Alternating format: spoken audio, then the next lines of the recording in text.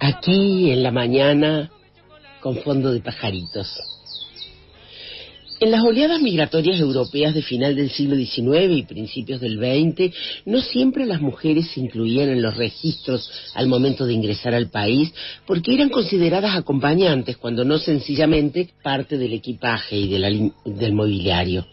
En Gente conmigo, la novela de Siria Poletti, que le dio nombre a esta columna de los viernes, la protagonista vive una existencia fragmentada entre dos mundos, dos lenguas, dos continentes, dos lógicas, pero lleva consigo la habilidad para escribir cartas por encargo para los que están lejos, el extraño oficio que heredó de su abuela como garantía de hermanamiento con otros marginados, otras mujeres, otras madres, otras amantes, otros relegados que necesitan de ella para comunicarse. Desde el comienzo de los tiempos, donde nace una comunidad, nace un relato en el que los miembros de esa comunidad se cuentan a ellos mismos quiénes son, de dónde vienen, cómo es que están ahí, si fueron hechos de barro o de maíz, si bajaron de una estrella o subieron desde el fondo del océano o llegaron desde más allá del desierto. En esos relatos la humanidad pasa de lo crudo a lo cocido, porque sin relato la cruda vida no se transforma en experiencia, no puede compartirse ni legarse, y sin ese compartir y ese legado naufraga en su sentido la existencia. Ursula Le Guin tiene una teoría, la de la bolsa de la ficción en la evolución humana. Resalta el valor de reunirse a tejer, bordar o hacer cualquier otra labor de mano que permita al mismo tiempo contarse unos a otros relatos que hagan surgir otros relatos, porque la historia que menos registran los manuales es la historia de la vida, y la que más registran es la historia de la muerte. El bordado, el tejido, la labor de mano pausada y compartida habilita la narración. En los campamentos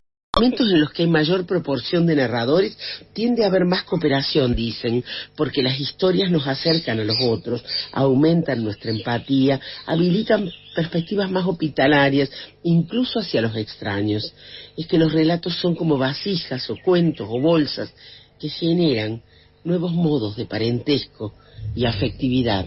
en tiempos difíciles. Hija de antropólogos, Le Guin imagina la evolución de la humanidad a través de los relatos. Dice que los cazadores de mamuts ocupan un lugar preponderante en las cavernas, pero que lo que primero y con más frecuencia hicieron los humanos para saciar el hambre y mantenerse con vida fue recoger semillas, raíces, brotes, tallos, hojas, vainas, frutos, granos, añadiendo pequeños animales fáciles de apresar, como insectos y moluscos, peces y algunas aves.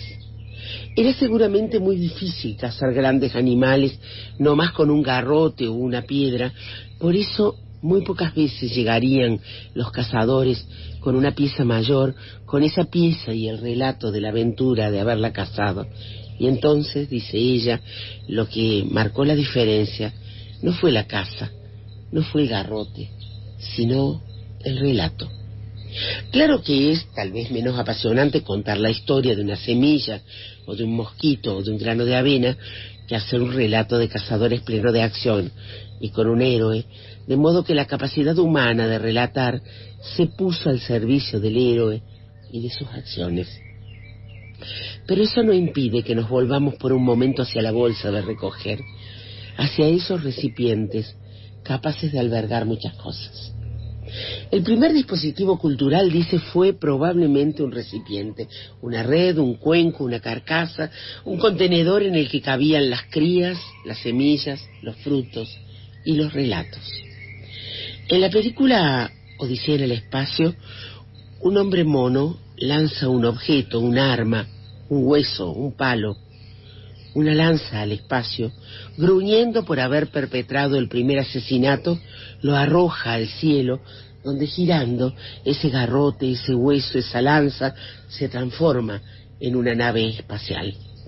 Todos hemos visto y oído relatos sobre lanzas, flechas, palos, garrotes y espadas, elementos para aplastar, golpear, herir, asesinar, pero no hemos oído tantos relatos sobre recipientes, sobre concavidades para guardar y para recibir. Ella nos propone repensar desde ese lugar la historia de la humanidad. El resultado sería una nueva historia. Antes que el arma, que el útil cuchillo y el hacha, que la guadaña, el mortero, la pala y el garrote, estarían el recipiente, el cuenco, la bolsa, la carcasa, el hueco de los brazos, porque ¿de qué sirve desenterrar un montón de papas si no hay dónde cargarlas para llegar a casa? Y porque antes de la herramienta que impulsa la energía hacia afuera, está y estuvo la herramienta que trae la energía a casa, la bolsa, en la evolución humana. Se ha explicado tradicionalmente la cultura a partir del uso de objetos largos y duros para golpear y matar, desde Caín sobre Abel, desde Rómulo sobre Remo, desde la bomba norteamericana sobre Nagasaki y los misiles sobre pueblos musulmanes. Se ha venido hablando de destrucción y de guerra, pero elegir algo porque es útil, comestible o hermoso y guardarlo en una bolsa o una cesta o un cacho de corteza o envuelto en una hoja o en una red hecha con el propio pelo o con otras fibras y llevarlo a una cueva, una guarida, una casa, que es como otra bolsa, un contenedor de personas, y luego sacarlo, compartirlo, almacenarlo para el invierno en el lugar sagrado,